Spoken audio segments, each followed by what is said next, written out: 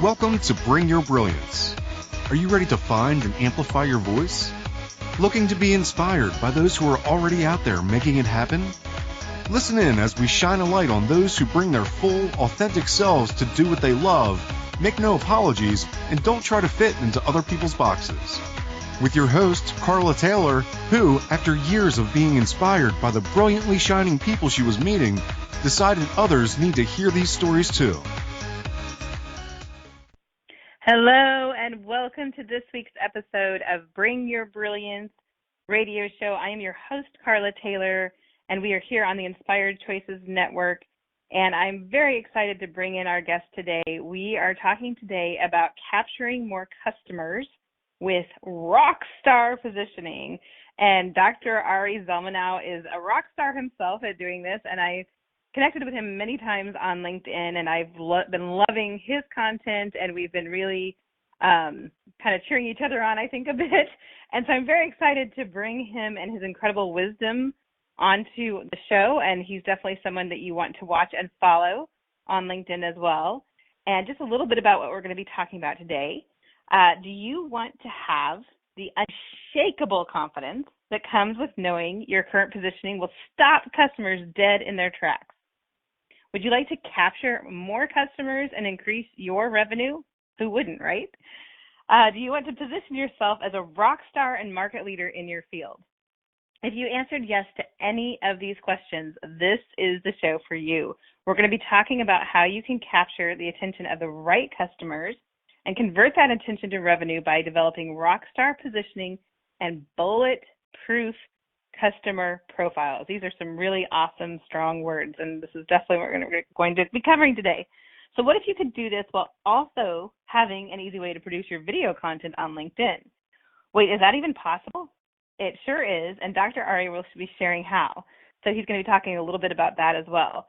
So, and a little bit of an introduction, and we'll hear more in depth about this in a minute, but Dr. Ari Zelmanow is a consumer psychologist, research evangelist, and brand strategist who specializes in uncovering customer and market data that positions companies' products or services in the marketplace for consistent growth in both customers and revenue month after month. He has served as a Metropolitan Police detective, has a doctorate in human learning and decision making, currently leads a research team at Twitter, and is a lover of puns and dad jokes. Maybe we'll even get to hear one of those. He's also a co-founder of the White Glove Make You Famous marketing service that helps aspiring influencers create videos to generate leads, be seen as trusted experts, and build loyal followings. So welcome to the show, Dr. Ari. Thank you. Thanks for having me. I'm really glad to be here. We are so glad to have you here. And like I've said, I personally have been learning so much from you and your awesome videos that I've been seeing all the time on LinkedIn. And you and I connected recently, and I'm just really excited that you were available and able to come and share some of this with our listeners. So I want to hear a little bit more, like all that stuff I just read about your background. That's amazing. Can you tell me a little bit more and tell our listeners about kind of your journey to how you got to this place and what you're doing now, but starting with whatever your beginning parts of your career was? Yeah, sure. So I was a Metropolitan Police detective and police officer in St. Louis, Missouri. This was years ago. And while I was there, I went and I started a master's program, and I began studying like human behavior as it related to rational decision making. And so I did my thesis on mandatory tow policies for uninsured drivers. But the more I learned, the more I realized that human behavior isn't completely rational. And so while I was still working as a detective and as I was doing this, I went on and I got my doctorate, and I studied human learning and how people learn how to negotiate really challenging tasks. And that was really fascinating, seeing how people learn how to do things and how they accomplish things that they didn't. And I studied, to do that, I studied the Ironman triathlon because I don't know if there's anything more difficult than that, other than like maybe Navy SEAL training or some other special forces type stuff. But to me, having to do a race in 17 hours is no joke. So I studied that. And then I entered the workforce in organizational psychology and human learning, and I did that for a few years for a few firms. But I had a passion for like detective work, and since I had left the police department and I wanted to start studying human behavior and why people did stuff again, I entered the world of consumer and market research, and I worked for a large Fortune 150 company in Virginia, and then I landed at Twitter, where I currently help Twitter understand the relationship between customers and data and the data products, so developers and academics. And yeah, I think that's the elevator pitch, right? That's quite a journey. So you initially, the very first part of your career was being on the police force, correct? Is that where you started?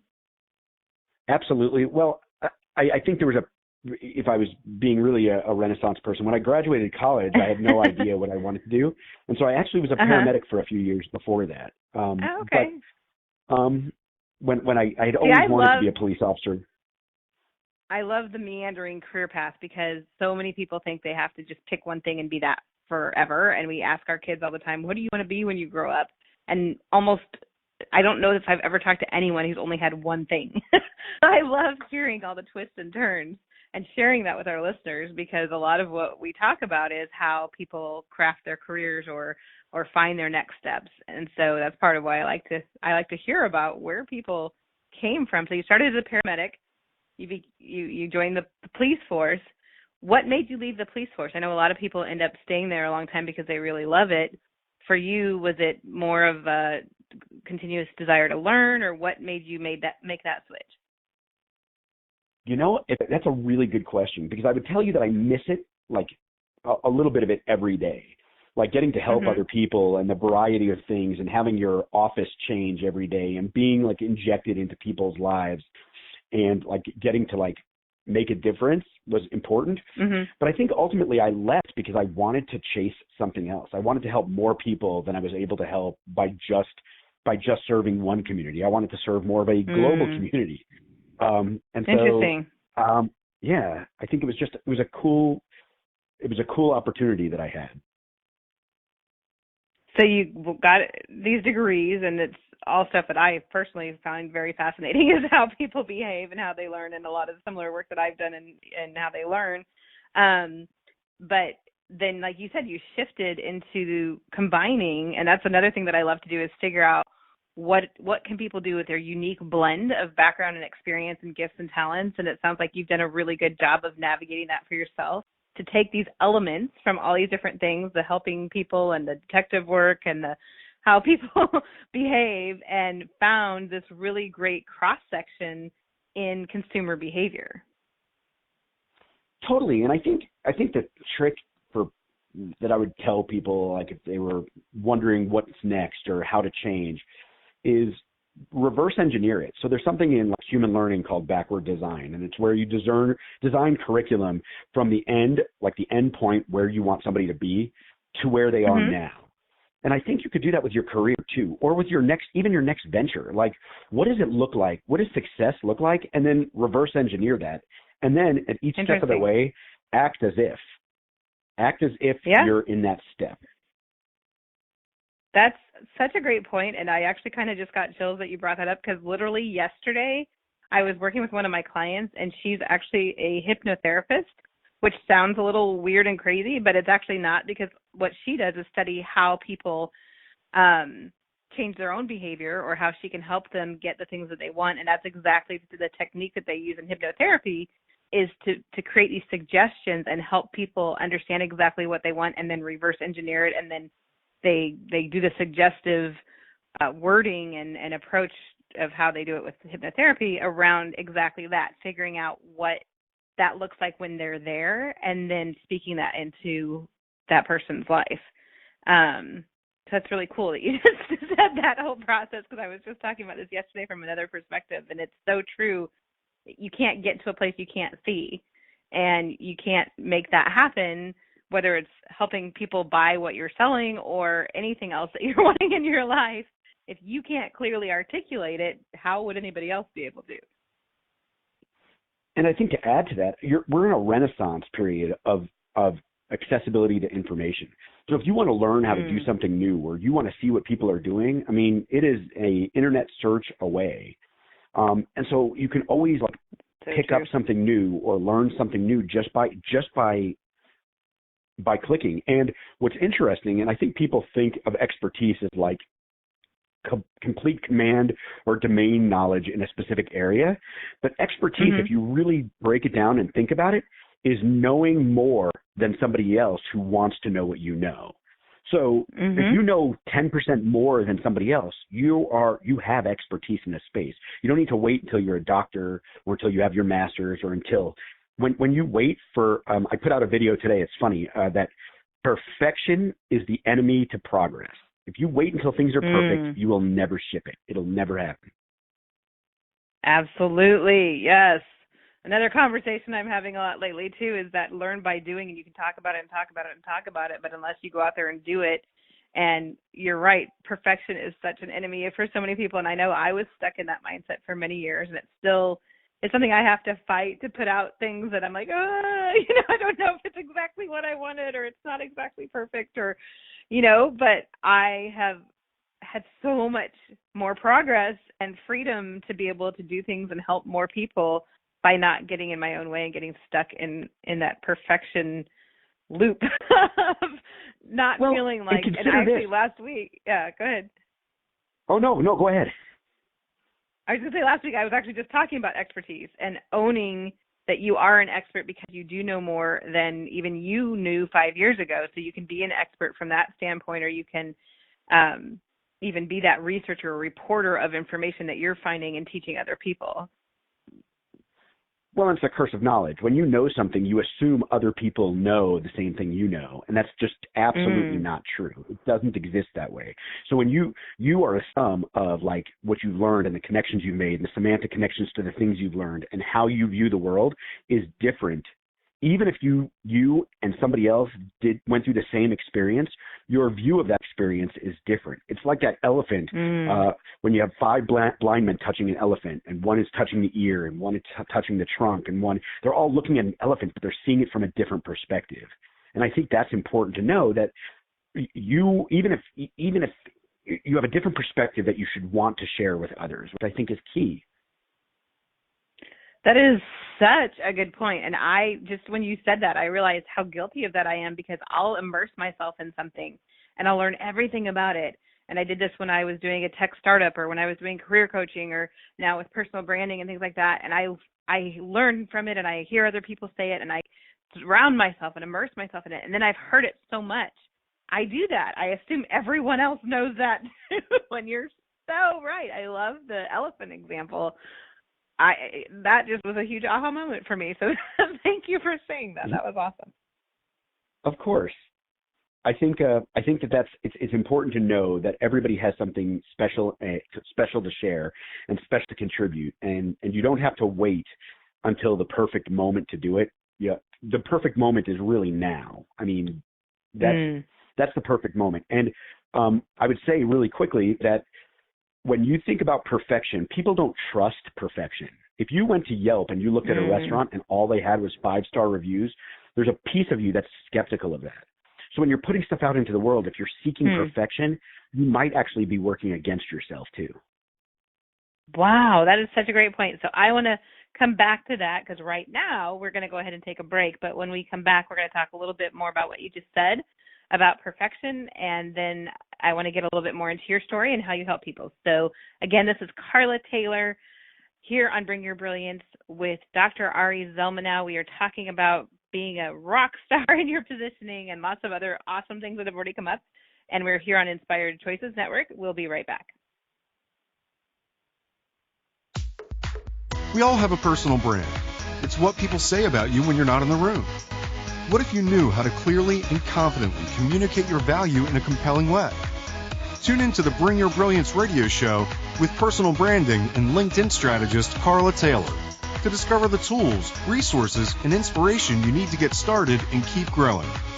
Are you ready to make your mark? Learn how to bring your brilliance by listening to the Bring Your Brilliance radio show every Friday at 10 a.m. Eastern Standard Time, 9 a.m. Central, 8 a.m. Mountain, and 7 a.m. Pacific on InspiredChoicesNetwork.com. Are you a subject matter expert? Are you here to share your expertise with an audience waiting to hear from you in only the way you can deliver? Are you ready to have your voice amplified across the airwaves? Inspired Choices Network has a global radio platform streaming to millions of people across the world. Professionally produced and supported by an accomplished team every step of the way, you can broadcast from anywhere in the world, knowing your voice matters, and we ensure it is delivered with ease and efficiency. Eager to hear your message? The world awaits. Contact us today to become an Inspired Choices Network radio host. Email becomeahost@inspiredchoicesnetwork.com. This is the Bring Your Brilliance radio show with personal branding and LinkedIn strategist Carla Taylor. To join today's conversation, call in the U.S. at 815-880-8255 or Canada at 613-800-8736 or Skype at Inspired Choices Network. Or ask a question or send a comment by email at bringyourbrilliance@gmail.com. Now, back to the program. Welcome back. You are listening to Bring Your Brilliance here on Inspired Choices Network, and I am your host, Carla Taylor, and we are talking today with Dr. Ari Zelmanow. We're talking about rockstar positioning and consumer psychology, and right before the break, we were just talking about how perfection is the enemy of progress and how it can stop you in the tracks and actually be working against you, and what you just said about people are suspicious of or don't trust perfection. So pick up there. Let's talk a little bit more about that. And then I also want to hear a little bit more about how you got to Twitter. And then I want to dig into what you have to share with us today about consumer psychology and rockstar positioning. So let's pick up right where you left off about perfection being something people don't trust. Yeah, so I think when you think in terms of like authenticity and trusting, because people do business with people or things that they personify that they trust. Like if they think you're going to rip them off, nobody's going to do business with that. I mean, so I think, and it's interesting because a lot of this ties back to my work as a detective. People aren't going to talk to a police officer or detective that they haven't built up some rapport and trust with.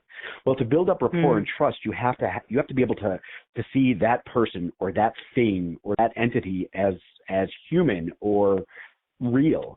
And everybody has got imperfections. We don't like to put them out there because it's uncomfortable, but everybody has got them. In fact, like Persian rugs. In some Persian rugs, there are actually built-in imperfections on purpose.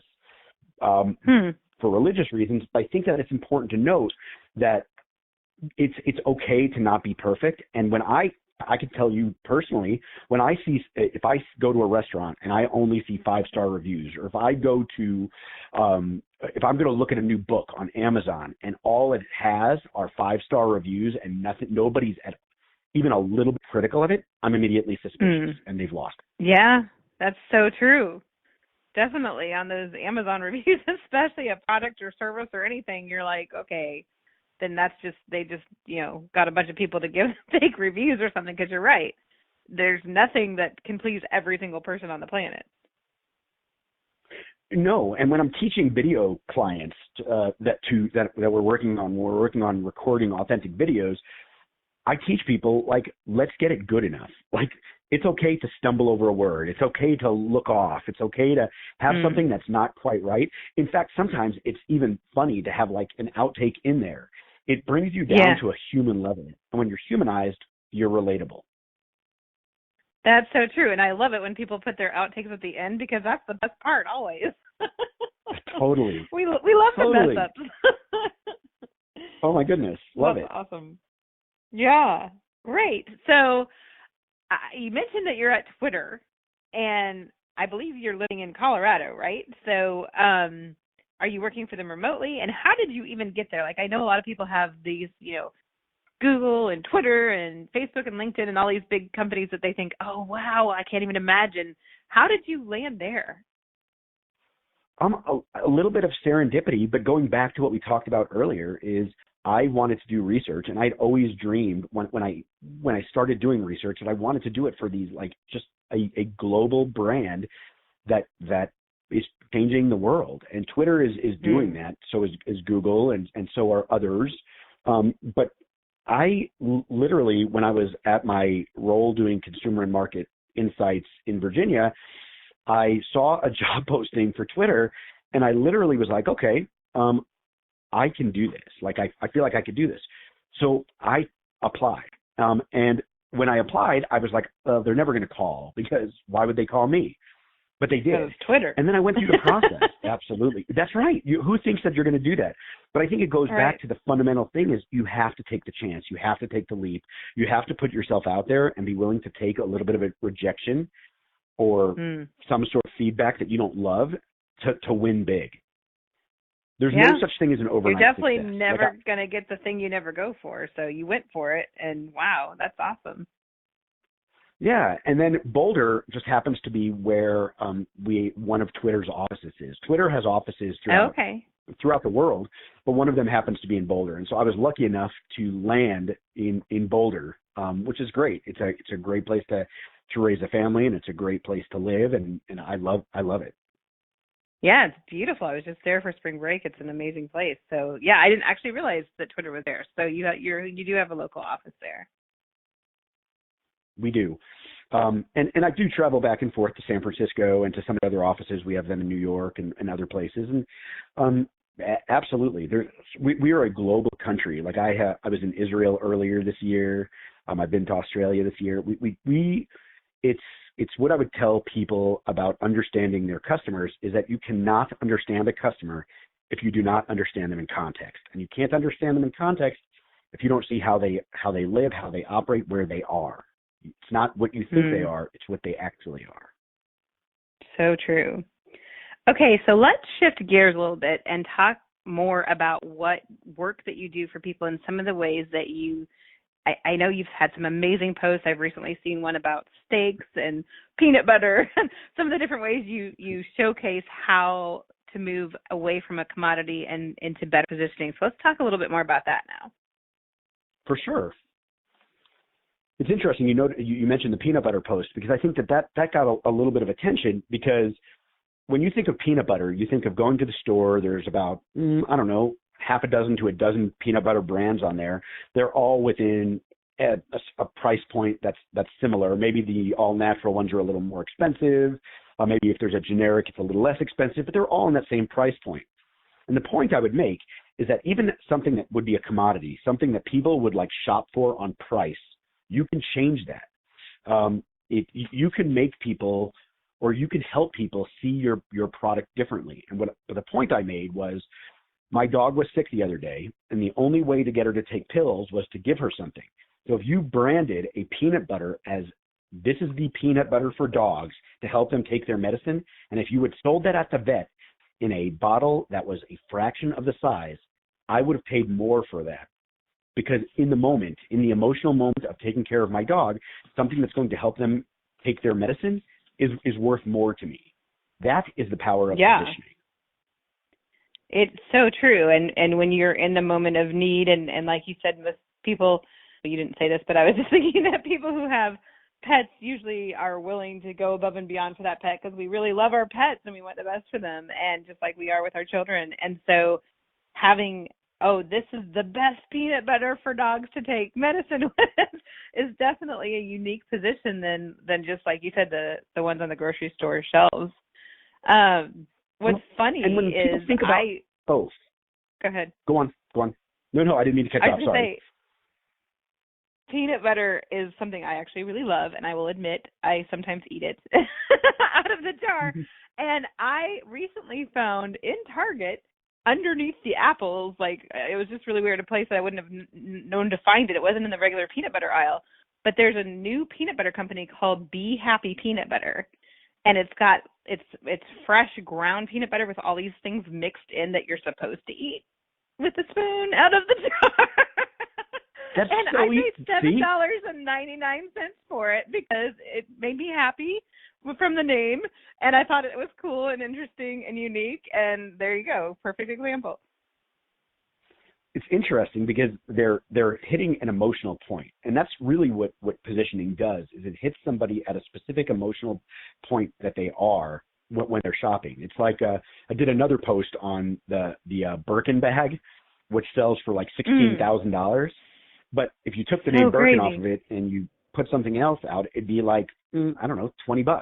So somebody will pay $16,000 because of the way it makes them feel. It's like the preferred bag of the Royals, or it exudes prestige.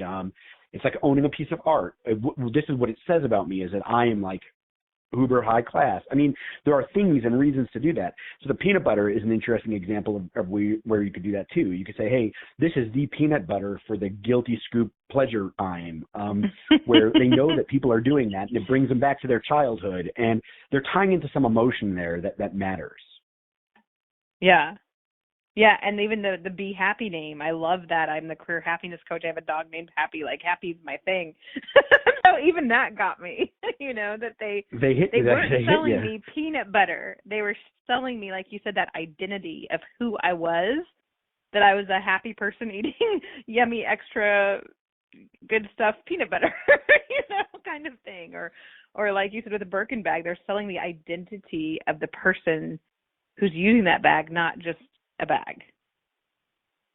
100%. It goes back to something called jobs to be done, or jobs theory, made famous by a Harvard professor, Clay Christensen. And basically, it's the reason we hire certain products to do certain things. And you have to really understand that. Like, you're not hiring the famous thing from the famous thinking of that is people don't want a drill, they want a 1/4-inch hole. Like, they want what the drill does, but they really don't want the hole. What they want is, I want to hang a picture of my family to make me feel happy. Like, I want to be reminded of the happy moments of my life. So that's the job the drill is doing. So I have a video coming out on anchors that hang things in the wall. Well, anchors, they're a commodity, right? But if you sold an anchor saying, hey, this is the anchor for dads who want to spend more time with their kids and less time hanging stuff, I would buy that. Interesting. That's the power of positioning.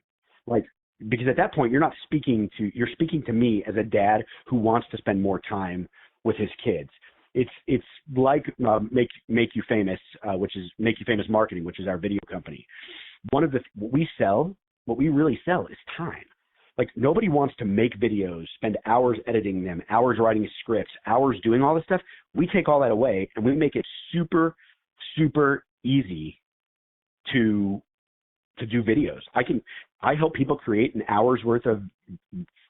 week's worth of video content in less than an hour. Wow. It's time we're selling. Yeah, videos. I love the jobs to be done approach. I think that's so incredibly helpful and makes all the difference, and it really makes a lot of sense. So I want to pick up there. We're getting ready to go to a break. I want to pick up there when we get back, and then I want to dig a little bit more into how someone can position themselves, or what are the questions maybe they should ask themselves, or how do they start applying this to themselves. So again, this is Carla Taylor. We're here on the Bring Your Brilliance radio show. We're talking to Dr. Ari Zelmanow. We're learning all kinds of awesome things about how people buy and why they buy. And we're here on Inspired Choices Network, and we'll be right back. We all have a personal brand. It's what people say about you when you're not in the room. What if you knew how to clearly and confidently communicate your value in a compelling way? Tune into the Bring Your Brilliance radio show with personal branding and LinkedIn strategist Carla Taylor to discover the tools, resources, and inspiration you need to get started and keep growing. Are you ready to make your mark? Learn how to bring your brilliance by listening to the Bring Your Brilliance radio show every Friday at 10 a.m. Eastern Standard Time, 9 a.m. Central, 8 a.m. Mountain, and 7 a.m. Pacific on InspiredChoicesNetwork.com. This is the Bring Your Brilliance radio show with personal branding and LinkedIn strategist Carla Taylor. To join today's conversation, call in the U.S. at 815-880-8255 or Canada at 613-800-8736 or Skype at Inspired Choices Network. Or ask a question or send a comment by email at bringyourbrilliance@gmail.com. Now, back to the program.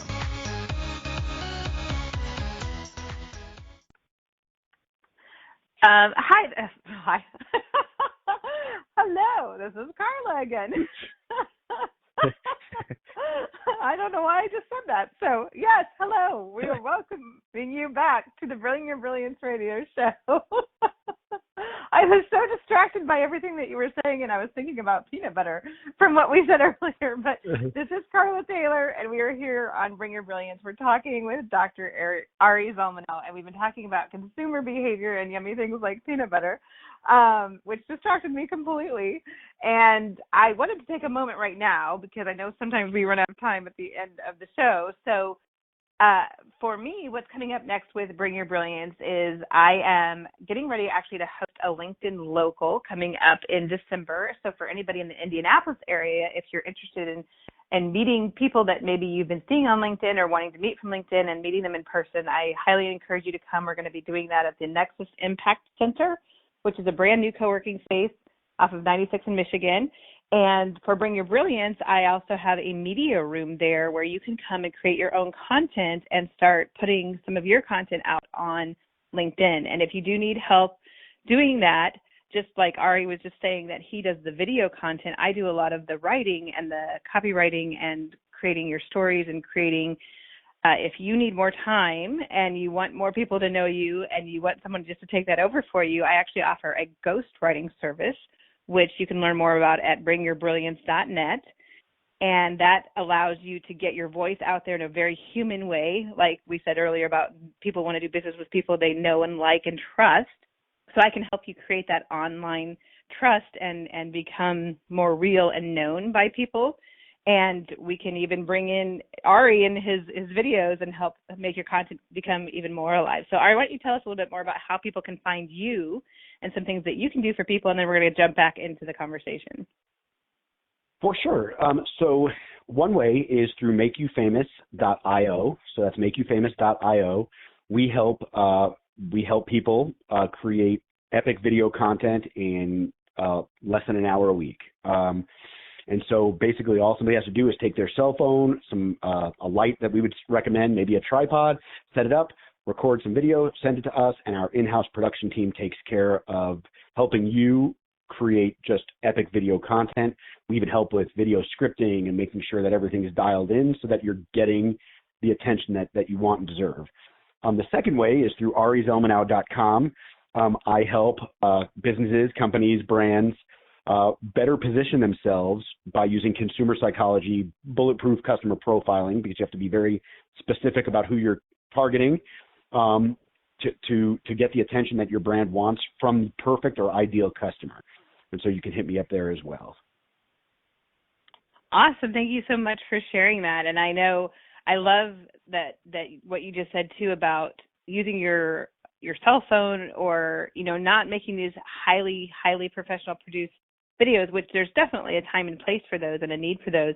But when people are getting real and what we were just talking about not being too perfect and letting people see more of the grit or the real part of sharing. And that's part of why I've actually created the Bring Your Brilliance room to be exactly that, where people can come in and do an ongoing series of telling their story and telling what they have to share with their audience in a really real-time kind of way.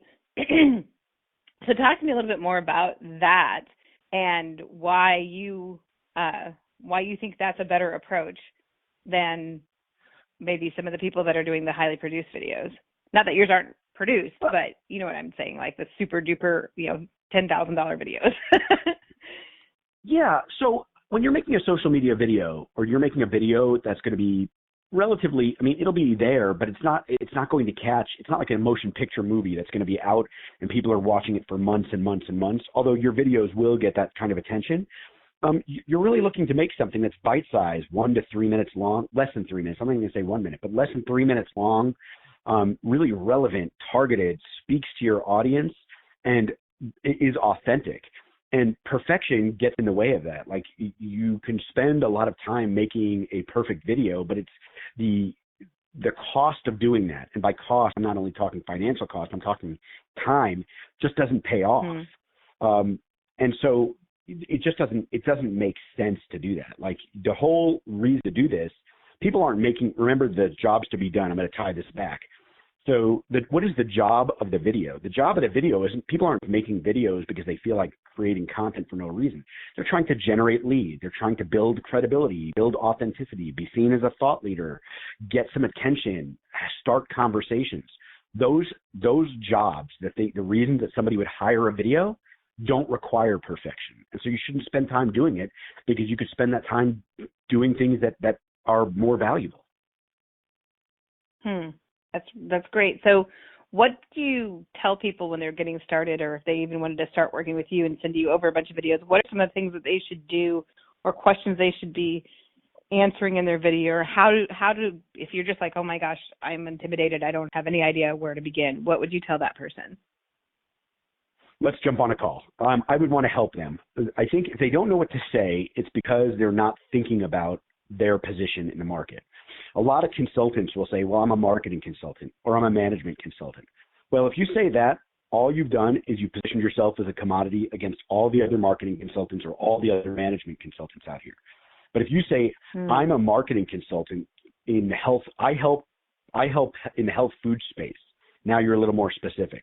But maybe it's, I'm a marketing consultant in the health food snack space. Or what we need to do is figure out what you're positioned to, and then once we know who you're trying to talk to, we position your messaging to that audience, because then those people will then hear it. So you have to figure that out.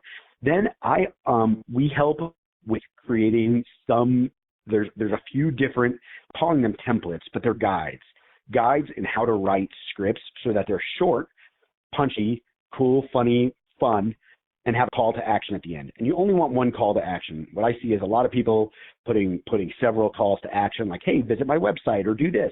You want them to do one thing, and that's either like make a comment in the comments below. People who are new to video should not be selling in their videos. It's just not going to work. It's like passing somebody in the hallway and just trying to sell them. People buy things or do business with people they know and trust, and they don't know and trust you yet, but video will help them get there. That's such a great point. I see so many people who the only videos they do are very salesy, or they tell you 10 different things as a call to action, and you're like, okay, I have no idea what you want me to do now. So I think this is definitely in the less is more category. And you don't want them long. Like people, the reality is if everybody stops and thinks about what they do in a social media feed, they're scrolling down with their thumb, they'll watch a video. Sometimes they won't even turn on the sound. So if you don't have text annotations, you're already losing. They're scrolling down. They might watch a few seconds of a video. If it doesn't catch your attention, they continue on. If it does catch your attention, they might like it. And if you really captured them, they'll make a comment in it. And that's really what video can do. And then over time, what will happen is you'll see people starting to reach out and ask questions, and you'll be able to start some really authentic conversations from that. So what would you say to someone who's struggling with that part of the engagement of, okay, I've put some videos out, I've asked some questions, nobody's answering me? What would you tell that person? Well, I think the first question I would ask is how long have your videos been out? Because it's like anything that you can think about in life. Like the best time, it's like the proverb, the best time to plant a tree was 20 years ago. The second best time is today. If your videos have only been out for, a few weeks, and you're not starting conversations yet, I would say that's normal. Let's say we're now hitting like 4 weeks out. You're not having conversations at all. Nobody's commenting. It's a positioning issue. We just need to take a look at your positioning first, then your messaging, and make sure the messaging is right, and take a look at the way some of your headline and the other messaging is, and if that's actually hitting the intended target. But all of that is super fixable. In fact, with our clients, we're really, really deliberate about hooking them up to an analytics tool so they can watch that and see, and we can make some judgments based upon data rather than the way you feel. Because what happens in video, it's the same thing that happens in any marketing thing, is people try it and then they quit and they go to the next shiny thing rather than seeing if what they're doing is working. Video will work for anybody if it's done right. The problem is that shiny object syndrome where you run away from it, you don't do it, and all of a sudden you're left onto the next thing, which is like I'm going to do written posts, or I'm going to start writing blog posts, or I'm going to start doing SEO, or whatever it is. Those are all tactics, unless you have the foundation of good positioning, good messaging, all of those tactics don't work. That's such a good point. Work. It reminds me, I used to have a coach who would tell us to try whatever we were trying in marketing or whatever else for 90 days, because his point was if you do it for a shorter period of time, you may just be starting to get to traction, and it's that whole shiny ball thing where you're chasing after the next shiny thing. That's such a great point. And then having the data is another part of it, because so many people just kind of slap a bunch of stuff out in different places and randomly, and you're not consistent at all, and you're not having a consistent message. And then, like you said, the positioning too. What would you say? Here's something I hear a lot, is that people say, well, I don't want to narrow myself down. I know I should niche down, but I want to help everyone, and I can help anyone with anything. What would you say to that person? I would beg them not to do that, because what they're doing is by trying to help everyone, you're going to end up helping no one, because all the messaging. Here's the fundamental problem with this is 20 years ago or 30 years ago, that type of marketing might have worked a little differently. But there's two things working against you. We're in an ever-crowded marketplace where there's a lot of noise, and you have to stop somebody. They have to hear you, and the only way they're going to hear you is if you join the conversation that's happening in their head, or if you join them where they're at. If you're talking to everybody, it's just not going to work. If you said, going back to the peanut butter example, if you just said, hey, if you put peanut butter, think about this. If you just put a jar of peanut butter in your veterinarian's office, is that really going to speak to pet owners? But if you position it as peanut butter for pets, all of a sudden that is going to speak to pet owners. That's one major issue. And I think the second major issue, and this is probably the biggest fatal flaw, if there's something that everybody takes away today, is this. Don't try to do your marketing like the big brands, like Apple or Google. They have millions of dollars to buy commercials during the Super Bowl. They can work on brand awareness and brand equity because they have huge amounts of money to do that. Most people don't have that kind of money, and they need to work to build relationships on a smaller scale. So it's relationship-based marketing rather than brand-based marketing. It's a big difference. Yeah, that's really interesting. And I love the peanut butter example.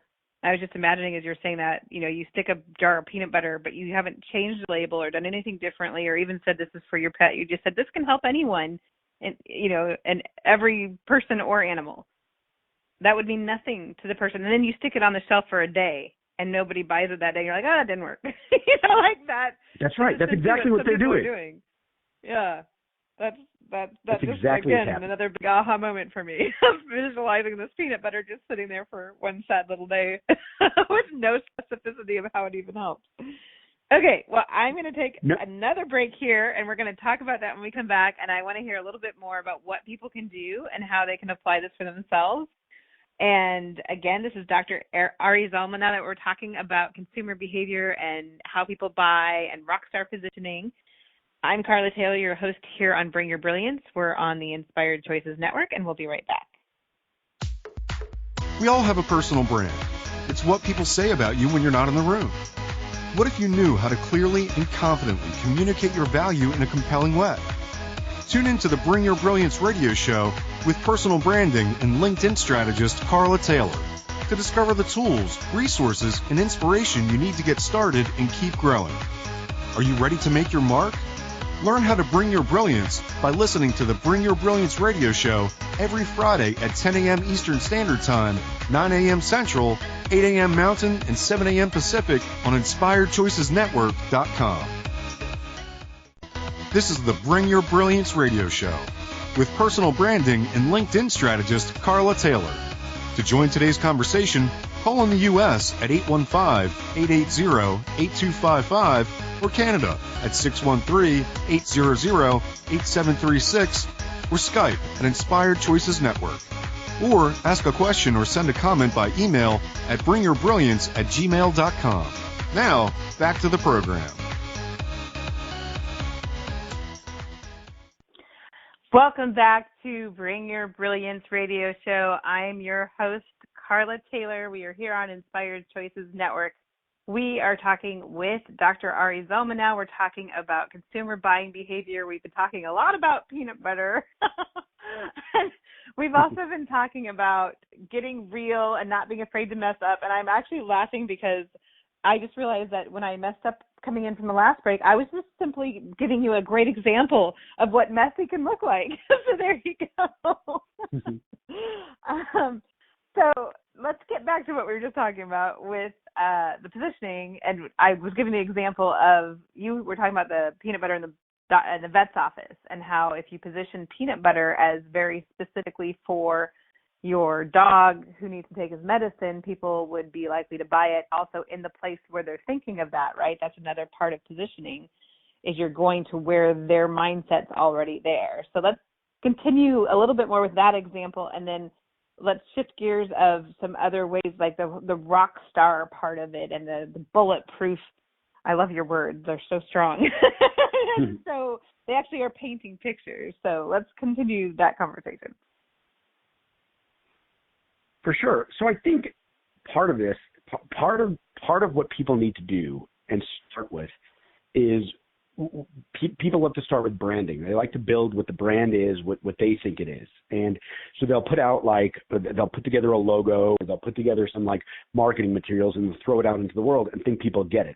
And what's worse, and I'm totally guilty of this, is they'll put something together that they think is really clever, but people are inundated with so much stuff, they don't catch clever. So if they don't get what you're saying right away, they're just not going to get it. So they're going to fly right by it. So the first step isn't to start with what you want. It's what your customers want, what your ideal customer is. You need to identify the profile of your highest value customers. The best way to do that is to go back to the customers you've already served and conduct an analysis of who they are. And then what you can do, if you're really dedicated, is you go back and you talk to some of your customers and you better understand, going back to jobs to be done, the reason they hired you. And it's not because you're a marketing consultant. It's not because you're a management consultant. It's because you helped them accomplish something that they weren't able to do. You helped them solve a problem by either giving them something they wanted but didn't have, or getting rid of something they had but didn't want. Those two things. You're either pushing or pulling. So something that they wanted but didn't have, or getting rid of something they had but they didn't want. Correct. So that's kind of what... You're either trying to get something... Yes. So that pains or gains, like something that's painful for them or something that they're trying to gain from that. So you've identified that customer. Another thing that I think is super important too, and again, I was just having this conversation with a colleague of mine, sometimes we have customers that we've gone after and gotten, and then we get them and we're like, oh, I didn't actually like that customer. That wasn't my ideal customer. So are there certain questions you should be asking yourself to make sure you're actually going after the right customers? It goes back to positioning, and that should help you do that also. If you're very specific about who you serve and who you can best help, your messaging and everything will automatically repel people who aren't a good fit for you, which is good, because you shouldn't be spending a lot of time, money, effort, energy on people who aren't going to benefit, you can't help, and who aren't going to benefit from your services. So it automatically fires them before they even start with you. It's kind of a screening process, which is uncomfortable, because most businesses are like, I just want customers. We want more people. But if those people that you bring in are sucking up 90% of your time and they're taking away from the customers that you could be helping and really benefiting, they're not helping your business at all. And then if you're, to add insult to injury, they might be a source of huge churn for you. So you're working with them, but then they churn and they never come back and they don't work with you again. That's bad. It's not a good fit for you. So part of having a good positioning is having a gate that keeps out the people that you can't help, but helps the people you can. I love that. And so many people are afraid to repel people. They're like, I don't want to upset anyone. I don't want people to not like me. They're so approval seeking and not like, they're so afraid to repel people. I hear this all the time when I talk to people about their personal brand too. It's about, they're so afraid that they'll be off-putting to some people. But I love what you just said about that it automatically fires them and is part of your screening process. That's amazing. I love that you just said that. There's a comedian by the name of Veer Das, and he said something that I think that I would want the world to know. And that's, you have no control over your reputation. And what he means by that is you have no control over the way people accept your message, like your fame. You can't make yourself famous. You can't make yourself infamous. You can control your messaging only. It's what other people do with your messaging is up to them.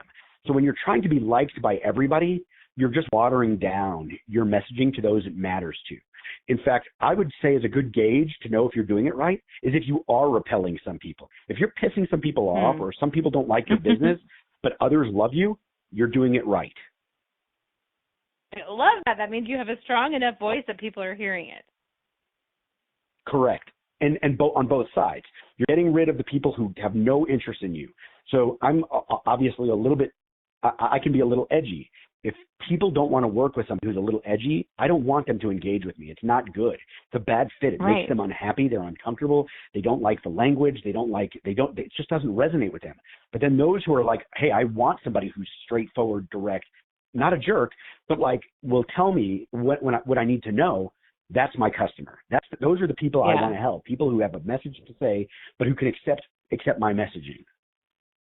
Yeah, no, that's such a great point. And if you've been in business for very long, at some point, hopefully, at least, you've come across a client that wasn't a good fit, and then hopefully you've actually fired that client because it's uncomfortable for everyone, and it makes you not like what you're doing anymore if you're with a customer that's not a good fit for you either. So I think that's another, like you said, a screening mechanism to make sure that you're building and surrounding yourself with people that you love to work with, including your clients. And that's what's the cool thing about like LinkedIn, as you would know, and the videos, is that also helps as that mechanism. People are either going to come toward me, like they're going to be pulled toward me like a magnet, or they're going to be repelled from my messaging and my voice. Now, I know that I've got people that are pulled toward us. That's great. But I'm also glad that like the people who have no interest in my service, that I'm not spending a lot of time working with them because they're not a good fit. And it wastes your time to try to talk to those people when they're never going to buy from you anyway. Totally. So we are already out of time. I cannot believe how fast this show has gone. I say that, I think, every time, but it goes so fast. What is one last thing that you could share with our audience, and then quickly, how do we find you again? I think the last thing I would share is it's okay to be authentically you. Don't try to be somebody else that you're not. Don't try to be other brands. Don't try to look like somebody else. Don't try to emulate what you think success looks like around you. Be you, but be you that helps your ideal customer profile. And lastly, the way to find me is www.makeyoufamous.io. If you have if you're interested in really blowing it up with your LinkedIn positioning and your through video. And the other way is through www.arizelmanow.com. I can help you with your positioning. I can help you kind of figure out your voice should be, and I can help you design or engineer your branding to fit and give you the most effect. Thank you so much. You are such a wealth of knowledge. I could spend hours just asking you these questions and talking to you and learning from you. So thank you so much for your time today and being on our show. And if you're listening, again, please reach out. I know, especially the video rates, you make it very, very affordable so that people can do multiple videos and really build that consistency. And again, for Bring Your Brilliance, please go to bringyourbrilliance.net to learn more about my social media ghostwriting service. I would love to help you if you want to be out there consistently as well. So remember to be bold, be brave, be brilliant, and be you authentically, like Ari just reminded us. And we'll see you again here next week on Bring Your Brilliance. And Thanks for listening to another episode of Bring Your Brilliance with Carla Taylor. For the latest updates and info on personal branding, please follow and interact with Carla Taylor on LinkedIn. And be sure to visit www.itstimetobringit.com. Join Carla Taylor every Friday at 10 a.m. Eastern Standard Time, 9 a.m. Central, 8 a.m. Mountain, and 7 a.m. Pacific on InspiredChoicesNetwork.com. Until then, keep